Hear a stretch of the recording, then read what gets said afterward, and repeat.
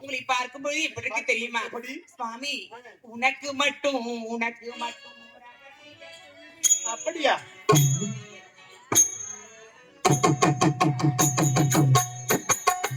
உனக்கு மட்டும் ரகசிய சொல்லி அந்த ரகசியத்தை ஒருவருக்கும் சொல்லி உனக்கு மட்டும் ரகசியம் சொல்லி அந்த ரகசியத்தை ஒருவரிடம் சொல்லிவிடாது. உனக்கு மட்டும் சொந்தமல்லவா? உனக்கு மட்டும் சொந்தமல்லவா?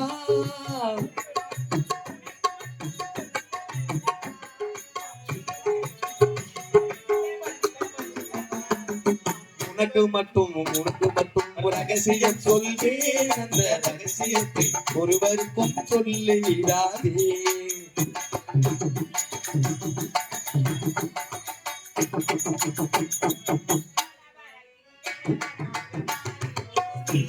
நான் தாளமில்லா மாதிரி அழகான சொற்கள், ஆழ்ந்த கருத்துக்கள்.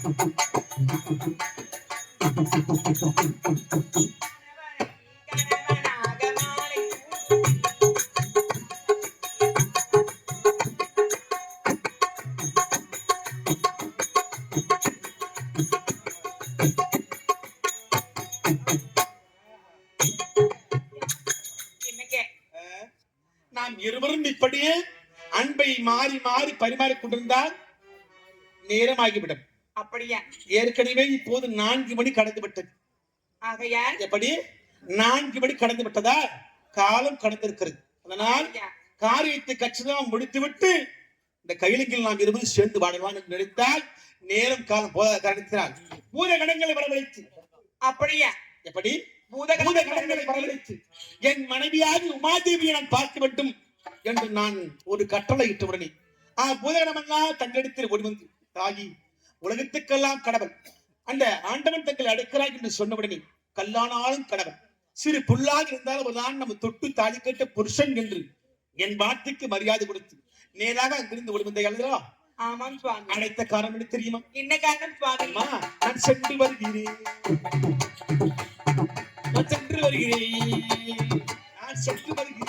பெண்ணே நான் ஓரிடம் சென்று வருகிறேன், பெண்ணே நான் ஓரிடம் சென்று வருகிறேன். தடையேதும் இல்லாமல் விட நீயும் தந்தருவாய், தடையேதும் இல்லாமல் விட நீயும் தந்தருவாய், தடையேதும் இல்லாமல் விட நீயும் தந்தருவாய். சென்று வருகிறேன் பெண்ணே, நான் ஓரிடம் சென்று வருகிறேன்.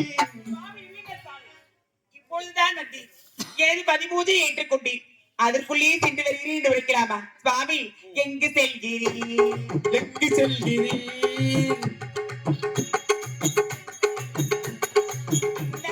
என்னை விட்டு எங்கு செல்கிறேன்? என்னாசை மன்னா இந்த பொன்னான வேளையில், என்னாசை மன்னா இந்த பொன்னான வேளையில், என்னாசை மன்னா இந்த பொன்னான வேளையில் எங்கு செல்கிறேன்? இந்த வேளை என்னை விட்டு எங்கு உமா, நீ சொல்லுகின்ற வார்த்தை விந்தையிலும் விந்தையாக இருக்கிறது.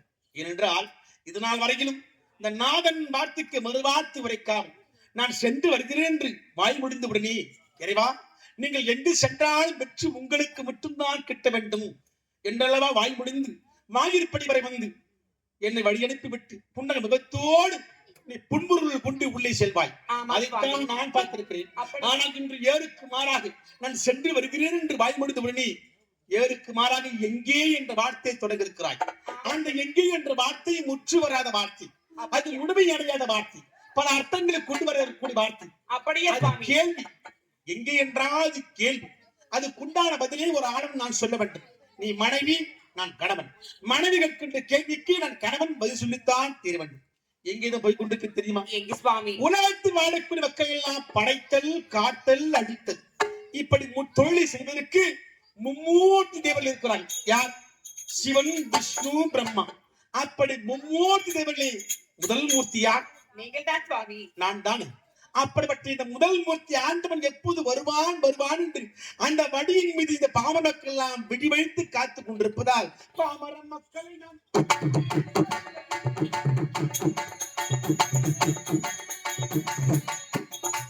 பாமர மக்களை நாம் பார்த்து காத்திடவி தடை ஏதும் நீ தந்தல்வாய் சென்று வருகிறேன்.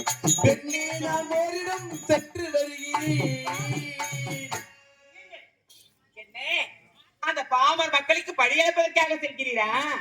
நல்லவராயிருந்தாய் தீயவராயிருந்தால் உயிரோடு வாழும் காணும் வரை அன்னவருக்கு ஏற்றால் போல் மனதுக்கு ஏற்றால் போல் வாழ்க்கை கொடுக்க வேண்டும். அன்னவருக்கு ஏற்றால் போல் அவர் வாழ்க்கை நடக்க வேண்டும். சரிங்க சரிங்க பேசுங்க. நீங்க மறுசீங்க பேசிக்காங்க, நாங்க பேசுங்க. நான் பேசவா? சரி நீ சொல்லிட்டு அப்படி அப்படி இந்த உலகத்தில் வாழ்க்கை மக்கள் எல்லாம் எல்லோரும் என்னையே போற்றுகிறார்கள். ஆமா, நீ எங்கே என்று கேட்டது நான் பாமர மக்களுக்கெல்லாம் படியளிக்கிறேன் என்று சொல்லியிருக்கிறேன். அப்படி என்றால் நான் எந்த உருவத்தோடு ஆண்டவன் எத்தனையோ பேர் இருக்கு. ஆமாம் சுவாமி, எப்படி எத்தனையோ உருவம் இருக்கிறது, எத்தனையோ பிறையிலே சூடியதால் சந்திரசேகர் துதி நண்பன் என்றும், மங்கைக்கு கொடுத்ததால் நான் மங்கா செல்ல முடியும் என்றும், கங்கையை சடையிலே கொண்டதால் கங்கையுடைய சிவன் என்றும், சூளத்தை கொடுத்ததால் சூழாயுதவான் என்று இப்படி எத்தனையோ நாயனம் இருக்கிறது.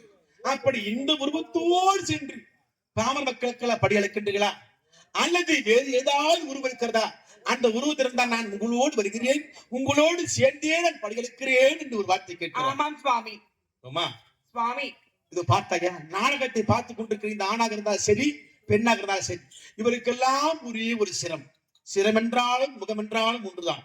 ஆமாம் சுவாமி. அப்படி இவர்கள் எல்லோரும் ஒரு முகம் படைத்தவர்கள். இரண்டு முகம் படைத்தவன் யார் தெரியுமா? அவன் தான் அக்னி தேவன். அப்படியே மூன்று முகம் படைத்தவன் யார்? அவன் தான் தத்தாத்திரியன். நான் முகம் படைத்தவன் யார்? உலகத்தை படைக்கிறானே பிரம்மதேவன், அவனுக்கு தான் 4 முகம். ஆனால் இதுவரைக்கும் யாருக்கும் இல்லாத சிறப்பு தற்புருஷம், அகோரம், காமதேவன், சத்யோஜாதம், ஈசானம் என்று சொல்லக்கூடிய 5 முகத்தோடு உடையவன் நான் ஒருவன் தான். அப்படி பஞ்சமுகத்தோடு சென்று இந்த பாமர மக்களுக்கெல்லாம் படிகளுக்கும் பரம கடவுள் பரமேஸ்வரன், உமா மகேஸ்வரன், ஜெகதீஸ்வரன். என்ன பின்ன என்ன அப்படி என்றால் அந்த பஞ்சமுகத்தோடு தான் காட்சி தருகிறார். பஞ்சமுகத்தோடு படிகளுக்கின்ற பரம கடவுள் நான் தான். அப்படியா? உன் சந்தேகம் தீர்ந்து விட்டதா? அப்படி என்றால் பாவி, அப்படி என்றால் அந்த பஞ்சமுக சேவையோடு தான் காட்சி தருவீர் என்று உரைக்கிறேன். அப்படி என்றால் நான் இதுவரையிலும் அந்த பஞ்சமுக சேவையை காணவே கிடையாது சுவாமி. உமா, எனக்கு பஞ்சமுக சேவை இருப்பதே இப்போதுதான் நான் உனக்கு சொல்லி நீ அறிகிறாய். ஆமாம் சுவாமி. அதனால் மட்டுமல்ல, இதுவரையிலும் யாரும் பார்த்திராத ஒரு சேவை. அப்படியா? தேவர் குமார் யாரும் பார்த்திராத ஒரு சேவை. அந்த சேவையை நான் சொன்ன உடனே உனக்கு ஆசை பிறந்துவிட்டது. அந்த அழகை நான் பார்க்க வேண்டும். இந்த ஒரு முகமே பெறப்பட்ட அழகு என்றால் 5 முகத்தையும் ஒரே சமயத்தில் பார்க்கின்ற வாக்கியம் பெற்றவள் இந்த பார்வதிதான் வாணி என்று உனக்குள்ளே ஆசை வந்துவிட்டது. இப்போது கொடுத்து கொண்டிருக்கிறாள். உமா சுவாமி, நாடு வேண்டுமா, நகர வேண்டுமா, பொன் வேண்டுமா, பொருள் வேண்டுமா, எதை வேண்டுமா கேள், தருகிறேன். ஆனால் என்னுடைய பற்றுமை சேவையை நீ பார்க்க ஆசைப்பட்டால் வராத ஆபத்தெல்லாம் வரும். சுவாமி, நீங்க என்னதான் உரைத்தாலும் சரி, அந்த பஞ்சமுக சேவையை நான் காண வேண்டும் சுவாமி. உன்னை மணந்தவன் ஈசன் நான், உன்னை அடைக்காலின் ஈசன் நான். என் வார்த்தை கேட்டால் அது உனக்கும் நல்லது, எனக்கும் நல்லது, இந்த பாராக பிரபஞ்சத்துக்கு அதுதான் நல்லது. கணவன் மாட்டை தட்டி கெடுத்த இந்த தண்டாள பாவி என்ற பேருக்கு நீ ஆளாகாதே. வேண்டாம் சுவாமி, நீங்கள் என்ன உரைத்தாலும் சரி, பஞ்சமுக சேவையோடு தான் என்னை காண வர வேண்டும். தடையேதும் சொல்லாதே